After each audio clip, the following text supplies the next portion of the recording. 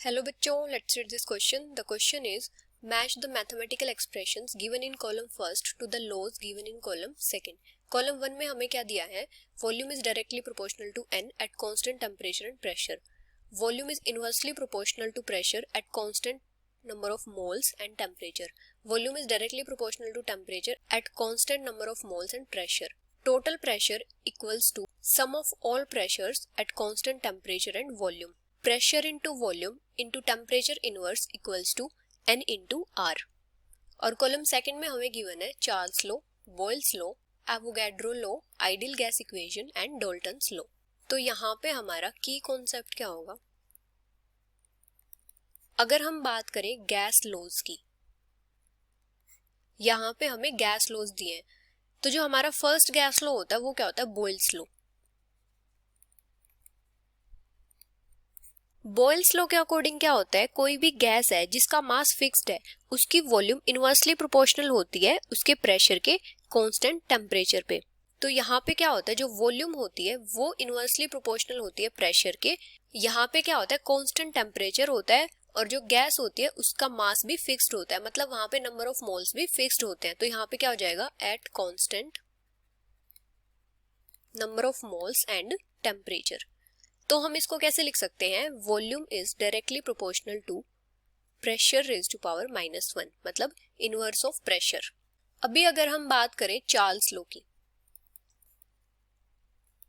तो Charles law के according क्या होता है? कोई भी गैस है जिसका मास फिक्स्ड है उसकी वॉल्यूम डायरेक्टली प्रोपोर्शनल होती है टेम्परेचर के एट कांस्टेंट प्रेशर. तो चार्ल्स लॉ के अकॉर्डिंग क्या होता है? जो वॉल्यूम होती है वो डायरेक्टली प्रोपोर्शनल होती है टेम्परेचर के. और यहाँ पे क्या होता है? जो गैस है उसका प्रेशर भी कांस्टेंट होता है और उसका मास भी फिक्स्ड होता है, मतलब कांस्टेंट नंबर ऑफ मोल्स होते हैं और कांस्टेंट प्रेशर होता है. Eight constant number of moles and pressure. अभी अगर हम बात करें एवोगैड्रो लॉ की, तो एवोगैड्रो लॉ के अकॉर्डिंग क्या होता है? सिमिलर टेम्परेचर और प्रेशर कंडीशंस पे सारी की सारी गैसेस की इक्वल वॉल्यूम्स कंटेन करती हैं इक्वल नंबर ऑफ मॉलिक्यूल्स. तो इसका मतलब क्या होता है? जो वॉल्यूम होती है वो डायरेक्टली प्रोपोर्शनल होती है नंबर ऑफ मॉलिक्यूल्स के, मतलब नंबर ऑफ मोल्स के एन के. और यहाँ पे क्या होता है? कांस्टेंट टेम्परेचर होता है और प्रेशर होता है.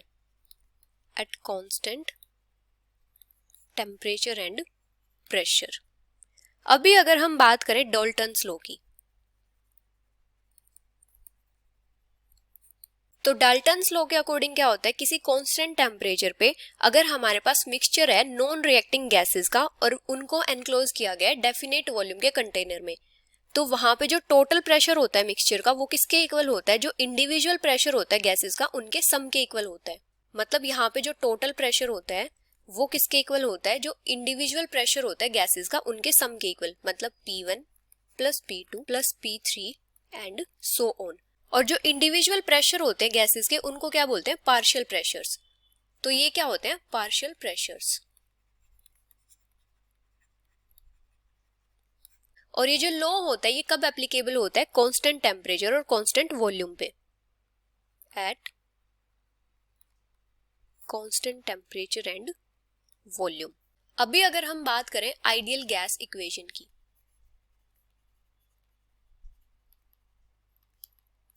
तो आइडियल गैस इक्वेशन क्या होती है? जब हम सारे गैस लॉज को जैसे बॉयल्स लॉ, चार्ल्स लॉ और एवोगैड्रो लॉ इनको कंबाइन कर देते हैं तो एक मैथमेटिकल रिलेशन डेवलप होता है. वो जो मैथमेटिकल इक्वेशन होती है उसको क्या बोलते हैं? Ideal gas equation. तो यहाँ पे हम क्या करते हैं? तीनों लॉज को कंबाइन कर देते हैं. तो यहाँ पे हमारे पास क्या आता है? Volume is directly proportional to number of moles and temperature and inversely proportional to pressure. अभी यहाँ पे क्या होता है? प्रेशर हमारा वॉल्यूम की साइड चला जाएगा तो यहाँ पे क्या आएगा? PV is directly proportional to number of moles and temperature. अभी हम अगर प्रोपोर्शनलिटी को हटाएंगे तो क्या आएगा? PV equals to nRT. यहाँ पे R क्या होता है? Universal gas constant.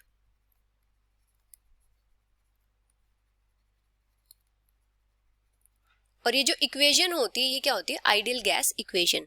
इसको हम कैसे लिख सकते हैं? अगर हम टेम्परेचर को भी लेफ्ट साइड लें तो क्या हो जाएगा? PV divided by T equals to nR.